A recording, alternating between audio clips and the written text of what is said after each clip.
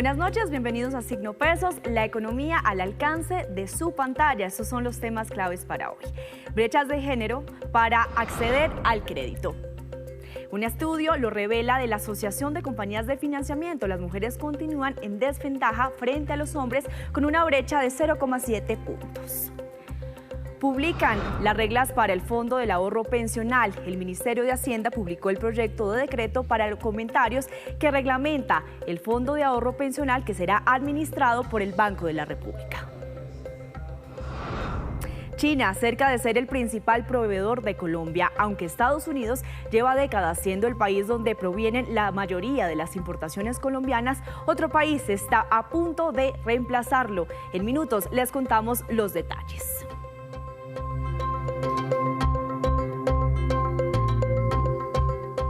Comenzamos esta emisión de Signo Pesos hablando de la desventaja que tienen las mujeres a la hora de acceder al crédito en Colombia. Según los datos de la Banca de las Oportunidades y el reporte del Índice de Bienestar Financiero publicado a finales de 2024, aún se observa una brecha importante entre hombres y mujeres. Para ampliar esta información, saludo a Clara Escobar, la directora de la Asociación de Compañías de Financiamiento. ¿Qué tal, directora? Muy buenas noches. ¿Cómo estás, Laura? ¿Cómo te va? Muchas gracias por este importante espacio. Bueno, ya tenemos aquí las cifras y hay una brecha importante. Pone en desventaja a las mujeres 0,7 puntos. ¿Y por qué se da esto? ¿Qué es lo que está pasando entre hombres y mujeres que nos pone a nosotras en desventaja? Mira, quisiera referirme rápidamente para darle un contexto a tu pregunta. Como bien lo indicabas, el indicador de bienestar financiero colombiano es una medición que hace la Banca de las Oportunidades y que resulta bien importante porque engloba un conjunto de conceptos alrededor de la inclusión financiera que tiene que ver con el acceso, con el uso, con la calidad de los servicios financieros que recibe y con el bienestar. Nosotros hicimos el Zoom al tema a este Zoom, ¿por qué? Ya aproximándose el Día de la Mujer, porque veíamos, como bien lo anotas, que en ese reporte siempre las mujeres están teniendo un rezago frente a su bienestar financiero, entendiendo esto como la capacidad de tener acceso a productos y servicios financieros y la capacidad y la tranquilidad de poder satisfacer esas obligaciones financieras adquiridas para el objetivo para el cual pues se ha solicitado al sector financiero o a una entidad que otorgue crédito u otros productos financieros. Porque preguntabas por qué, nosotros también hacíamos esa pregunta. Yo creo que es un conjunto de factores. Por el lado, por decirte, de la demanda de quienes adquieren o piden esta solicitud de productos y servicios, hay problemas estructurales en cuestión de educación, de autonomía financiera de la mujer, porque en general las mujeres hemos estado dedicados, y es una labor muy bonita, al cuidado del hogar.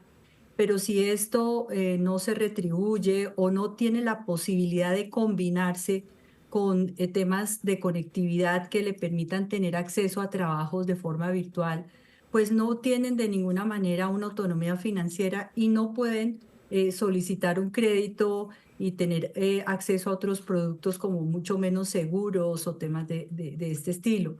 Entonces, el hombre, como jefe del hogar que siempre se ha visto, en cambio, pues tiene la oportunidad de salir a trabajar, a tener sus ingresos, en principio, pues para bienestar del hogar. Pero pues sabemos que a veces esto no sucede y la mujer empieza a tener una desventaja. Entonces, eso por el lado, digamos, de lo que es los que demandan estos productos y servicios. Acá hay unas Y por el cifras. lado, Sí, dime, sí, aquí hay unas cifras sigue. importantes. Mire, la diferencia del acceso a crédito, mujeres 5,6 puntos y los hombres 6,4 puntos. Hay una cifra bastante importante. Y usted hablaba sobre esa política pública que hacer para que las mujeres pues mejoren precisamente ese acceso. ¿Qué se puede hacer a través de la banca, las organizaciones, para aumentar que las mujeres pues accedan a estos créditos? Yo pienso que, como lo decía en alguna oportunidad la doctora Ana Fernanda Mayhuasca, hay que empezar a pensar en la remuneración de la economía del hogar o economía del cuidado. Digamos, todas estas personas que cuidan, bueno, a sus hijos, de tener una remuneración es un poco, digamos, más complejo, pero hay que lograrlo. Hay que mejorar el acceso de la educación de las mujeres definitivamente y empoderarlas en el sentido de que en muchos casos ellas son las jefes del hogar y son las que tienen cada vez en Colombia por responder por las necesidades de educación, de alimentación de los hijos. Eso, digamos, es un conjunto de políticas que se tienen que confluir allí, no solamente de tipo financiero, sino también social. Y lo que tiene que ver con el sector financiero y con los que colocan crédito, pues nosotros creemos, bueno, desde la asociación que es importante irrigar la mayor cantidad de crédito y y en eso consideramos que, por ejemplo, cosas como incrementar los techos de la tasa de usura o de poder, digamos, prestar un poco más alto para efectos de poder absorber personas que no tengan historial crediticio o que presenten en principio un mayor riesgo, pues resultaría muy importante. Por supuesto, a lo largo del tiempo se han venido diseñando instrumentos como los créditos de bajo monto y cosas así, pero todavía pues falta mucho recorrido por hacer. Hace poco, en un estudio que ANIF publicó, decían que si la tasa de usura fuera un poco más alta, el crédito de consumo, por ejemplo, que se necesita tanto para poder tener acceso a cosas como electrodomésticos que facilitarían la vida del hogar y harían las cosas más rápido, pues se incrementaría sensiblemente. Entonces yo creo que hay que trabajar en muchos sentidos para que verdaderamente la mujer pueda llegar a pensar en poder tener mayor autonomía financiera, poder emprender, poder tener mayor acceso a educación y pues cumplir muchas de sus metas, ¿no? No Sí. solamente del hogar, sino también metas personales. Directora, hay otros instrumentos incluso muy peligrosos como el llamado gota a gota, que diariamente es cerca del 20% de esa tasa, si se puede llamar así, y que pone pues sobre todo en riesgo a las mujeres, pues porque si no tienen un acceso igual a crédito que los hombres, hay una brecha importante, como lo veíamos, de 0,7%, pues quienes principalmente se ven afectadas son las mujeres. ¿Qué hacer también para atacar este gota a gota, directora? Yo creo que hay que trabajar mucho en el tema de inclusión y que por supuesto se desincentive, o sea, muchas veces se acude a estos préstamos gota a gota por un tema que veíamos en alguna presentación de un mecanismo de exclusión, porque se parte de la base que yo no soy apta para crédito, entonces ni para qué pedir un crédito en una entidad financiera. Entonces, eso hay que, con mucha educación, tratar de hacer entender que eso no es así y que hay muchas facilidades, no solamente está crédito de consumo, está microcrédito si se quiere emprender, etcétera. Y no necesariamente hay que tener garantías de reales, ni mucho menos.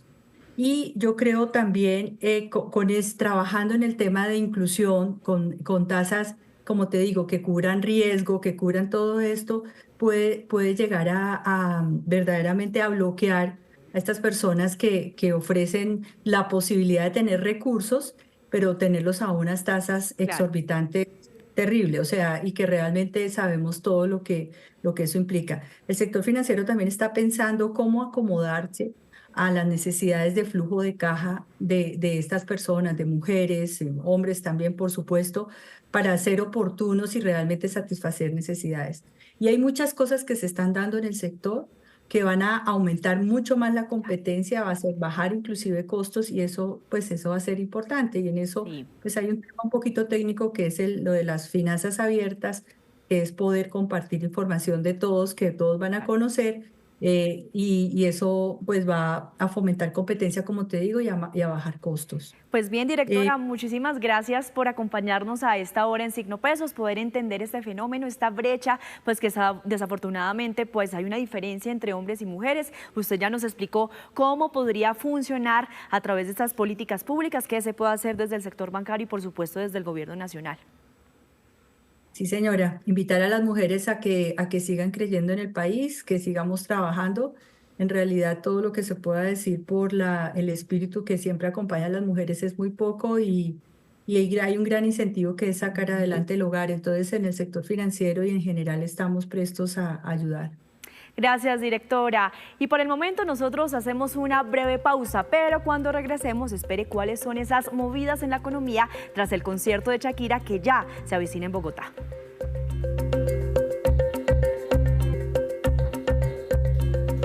Gracias por continuar con nosotros y hasta ahora llega Víctor Grosso, que nos va a hablar sobre una noticia bastante importante para el día de hoy, un nuevo decreto alrededor de esa reforma pensional. ¿De qué se trata, Víctor? Laura, buenas noches para los televidentes. Sí, el gobierno poco a poco viene reglamentando la reforma pensional que fue aprobada el año pasado y que entra en vigencia, como todos sabemos, el 1 de julio de este año. Y hace unos días el gerente del Banco de la República en un evento de Asobancaria dijo: oiga, nosotros todavía no sabemos cuál va a ser nuestro papel dentro de la reforma pensional, sabemos que tenemos que administrar un nuevo fondo de ahorro, pero no hay nada escrito y todavía pues estamos ahí como en blanco sin poder actuar. Ya sale ese proyecto o ese borrador de decreto que delimita todas las funciones del Banco de la República y la administración de un nuevo fondo de ahorro pensional que se crea a partir de esta reforma. El Banco de la República va a custodiar unos recursos muy importantes que servirán para financiar las pensiones en un futuro, y eso es lo que se va a reglamentar a través de este decreto. Es un borrador, es un proyecto que está publicado para comentarios de los interesados hasta el próximo 8 de marzo, y aquí están, digamos, Laura, las generalidades. El Banco de la República será el administrador de este nuevo fondo de ahorro pensional, pero queda facultado para tercerizar algunas tareas. Por ejemplo, contratar entidades financieras del sector privado para que hagan la gestión de la inversión de estos recursos, buscando la mayor rentabilidad de los futuros pensionados. Porque había un poco de preocupación que lo administrara el Banco de la República porque tenía otras tareas, ¿cierto? Entonces, de pronto esto entra en ese decreto para que hasta el momento pues está para comentarios, pero pues está incluido. Claro. Además, pues los que saben administrar e invertir recursos son los agentes del sector privado que saben cómo invertir estos recursos. Quedan algunas excepciones para que el Banco de la República, con su propio equipo en ciertos momentos, pues tenga la facultad también para ser el administrador directo de estos recursos, pero digamos está facultado para tercerizar algunas funciones. Segundo, prevalece, y de pronto ahí es lo que usted dice, Laura, prevalece la misión constitucional del Banco de la República. Puede darse el caso en que el Banco de la República en algún momento tenga que tomar una decisión sobre tasas de interés para cumplir con su objetivo primordial constitucional, que es el de proteger el valor de la moneda, protegernos de la inflación, pero eventualmente esa posible decisión de tasas de interés pueda afectar la rentabilidad de ese fondo de ahorro. Entonces, ante ese dilema, que podría tratarse de un conflicto de interés, este decreto dice: no, señor Banco de la República, su prioridad, y le deja, pues digamos, el banco puede descansar con esta indicación que le da este decreto, su prioridad, usted debe priorizar lo que le dice la Constitución. Así que si el Banco de la República tiene que tomar una decisión que inclusive afecte la rentabilidad del fondo, pero el propósito principal de esa decisión sea controlar la inflación, pues el Banco de la República debe priorizar la inflación sobre el rendimiento del fondo de ahorro. Este punto es muy importante. Y muy importante. ¿Qué más? El ahorro solo se usará para las pensiones. Ahí queda muy clarito en este borrador de decreto que no se puede usar la plata de ese fondo de ahorro para gasto corriente del gobierno nacional de turno, ya sea para funcionamiento o para inversiones o inclusive para el pago de la deuda, solo para las futuras pensiones. Bueno, aquí se nos repiten unos puntos, pero también este borrador de decreto, digamos, trae las reglas para la creación de un comité directivo que se va a encargar como también de toda la administración de este fondo. También hubo polémica, ¿no, Víctor? Sí, hay cierta polémica. Quien lo podría anunciar o pondría pues los miembros de ese comité sería el presidente Gustavo Petro. En algún momento durante la discusión de la reforma pensional, pues se generaban muchas dudas, no necesariamente el presidente Petro, sino el presidente de turno, y si ese comité directivo recibiera eventualmente indicaciones del presidente de turno, pues podría tomar ciertas decisiones que de pronto al mercado no le gustan o de pronto puedan ir en contravía de lo que se debe hacer con esos recursos, pero ya aquí quedó resuelto un poco ese dilema, y ese comité directivo va a estar conformado por 7 personas, de los cuales uno es el ministro de Trabajo o un delegado, el otro es el ministro de Hacienda o un delegado, también va a estar el director o directora del Departamento Nacional de Planeación, 3 personas en representación del Gobierno Nacional, y el Banco de la República va a designar para completar esos 7, 4 miembros expertos independientes que harían una mayoría. Y Laura, este comité será el encargado de definir la política de inversiones de este fondo de ahorro. Bueno, Víctor, muchísimas gracias por traernos pues esas minucias alrededor de este proyecto de decreto, alrededor de la reforma pensional, y lo invito a ver otra nota. Aunque Estados Unidos lleva décadas siendo el país donde proviene la mayoría de importaciones colombianas, otro país está a punto de reemplazarlo. Se trata de China, que es el gigante asiático donde llegan aparatos tecnológicos, textiles, alimentos y otros productos, Víctor. China está a punto de convertirse en el principal proveedor de mercancías y bienes de Colombia, por encima de Estados Unidos. El reporte de compra externa muestra que en 2024 las importaciones desde China sumaron 14.768 millones de dólares, tan solo 758 millones de dólares menos de lo que compramos a Estados Unidos. En algunos rubros ya es el principal proveedor. Antes Estados Unidos era nuestro primer proveedor, ahora lo es China. En manufacturas, en bienes, materias primas, bienes intermedios, insumos que requiere el aparato productivo nacional. El crecimiento total de las importaciones en 2024 fue de 1.5%, especialmente de smartphones por 1.693 millones de dólares y medicamentos 1.306 millones de dólares. Uno de los productos que más creció fue el de teléfonos inteligentes, pero también medicamentos que requiere la población en general y que Colombia no produce. Necesitamos importarlos. Y uno de los productos claves para el desarrollo avícola del país es el maíz, que históricamente ha sido importado. En 2024 la compra superó los 1.200 millones de dólares, con más de 6 millones de toneladas de maíz importado y solo 1 millón de toneladas producidas en Colombia. En el 2005 se necesitaban 2.3 millones de toneladas para que cada colombiano se comiera 17 kilogramos de carne de pollo y 191 huevos. El año pasado cerramos con importaciones de 6.3 millones de toneladas de maíz y cada colombiano se come 37 kilogramos de carne de pollo y 343 huevos al año. Entonces, en los últimos 20 años se ha casi que triplicado la producción y por ende se necesita más maíz. Mientras las importaciones de China crecieron 15%, las de Estados Unidos solo aumentaron 2.1%. Y ahora vamos a hablar sobre el furor que hay en las calles de la capital, porque se aproxima uno de los conciertos más esperados por los colombianos, el concierto de Shakira, que sin duda también mueve a la economía. Por eso a esta hora me acompaña Luis Apolo, que trae estas cifras tan importantes y sobre todo, mire, pues tenemos acá Shakira de fondo, estas cifras importantes. Y la platica bien importante, Luisa. Sí, Laura, porque estas 2 fechas de concierto van a mover la registradora, van a facturar en la capital del país, restaurantes, comercios, el sector hotelero van a tener unas cifras muy importantes. Entonces, estas 2 fechas, según la Secretaría de Desarrollo Económico y un estudio que hizo de mercado, representarían 136.000 millones de pesos para la capital del país. Mucho dinero. ¿Cuáles son esos rubros? Pues en el caso de la boletería, 97.218 millones, alimentos y bebidas.